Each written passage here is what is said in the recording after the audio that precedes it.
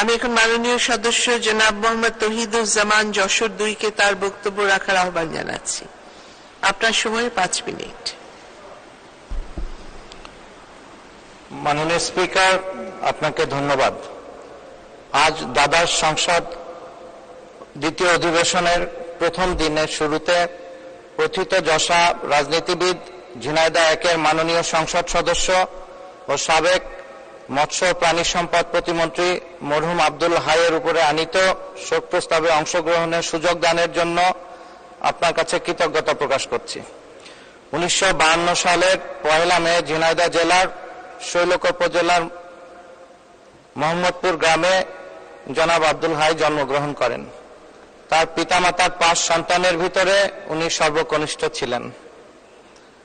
গত 16 মার্চ থাইল্যান্ডের ব্যাংককের একটি হসপিটালে উনি চিকিৎসাধীন অবস্থায় শেষ নিঃশ্বাস ত্যাগ করেন। ইন্না লিল্লাহি ওয়া ইন্না ইলাইহি রাজিউন। ম্যান ইজ মর্টাল, মানুষ মাত্রই মরণশীল। আবার অন্যভাবে ধর্মীয়ভাবে আমরা বলি কুল্লু নাফসিন যায়কাতুল মাউত, অবশ্যই আমাদের সবাইকে মৃত্যুর স্বাদ গ্রহণ করতে হবে। জনাব আব্দুল হাই ছাত্র জীবন থেকে আওয়ামী রাজনীতির সঙ্গে ওতপ্রোতভাবে জড়িত ছিলেন এবং জাতির জনক বঙ্গবন্ধু শেখ মুজিবুর রহমান এবং পরবর্তীতে আমাদের প্রাণপ্রিয় নেত্রী, আধুনিক সমৃদ্ধশালী বাংলাদেশের স্থপতি জননেত্রী মাননীয় প্রধানমন্ত্রী শেখ হাসিনার নেতৃত্বের প্রতি অবিচল আস্থা রেখে তার নির্বাচনী এলাকা তথা আপামর জনসাধারণের উনি সেবা করে গেছেন। তিনি ছাত্রলীগ, যুবলীগ, আওয়ামী লীগ একনিষ্ঠ কর্মী এবং নেতা ছিলেন। 1971 সালে মহান স্বাধীনতা যুদ্ধে উনি সক্রিয়ভাবে অংশগ্রহণ করেন এবং ঝিনাইদহ জেলায় স্বাধীন বাংলার প্রথম পতাকা উনি উত্তোলন করেন। 2005 সালে তিনি আওয়ামী লীগের সভাপতি নির্বাচিত হন ঝিনাইদহ জেলার এবং আমৃত্যু এই দায়িত্ব পালন করেন। 2001, 2008, 2014, 2018 এবং 2024 সালে তিনি ঝিনাইদহ 1 আসন থেকে মাননীয় জাতীয় সংসদ সদস্য নির্বাচিত হন। ইতিমধ্যে তিনি 16 সেপ্টেম্বর 2012 থেকে 21 নভেম্বর 2013 পর্যন্ত উনি মৎস্য এবং প্রাণী সম্পদ প্রতিমন্ত্রীর দায়িত্ব পালন করেন।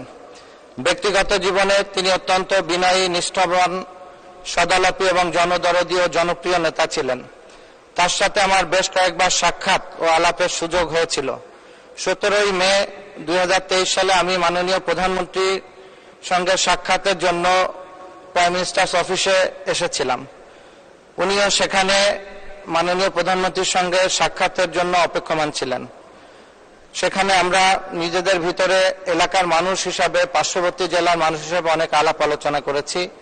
পরবর্তীতে গণভবনে এবং এই মহান সংসদে ওনার সঙ্গে আমার বেশ কয়েকবার সাক্ষাৎ হয়েছিল।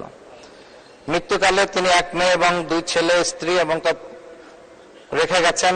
তার এই প্রয়াণে আমি অত্যন্ত মর্মাহত। আমি এবং আমার এলাকার নির্বাচনী এলাকার মানুষের পক্ষ থেকে অত্যন্ত গভীর দুঃখ এবং শোক প্রকাশ করছি।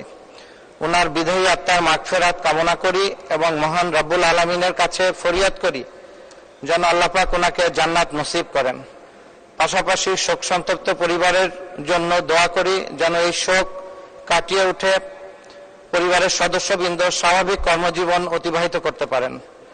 জয় বাংলা, জয় বঙ্গবন্ধু, বাংলাদেশ চিরজীবী হোক। ধন্যবাদ মাননীয় সদস্য।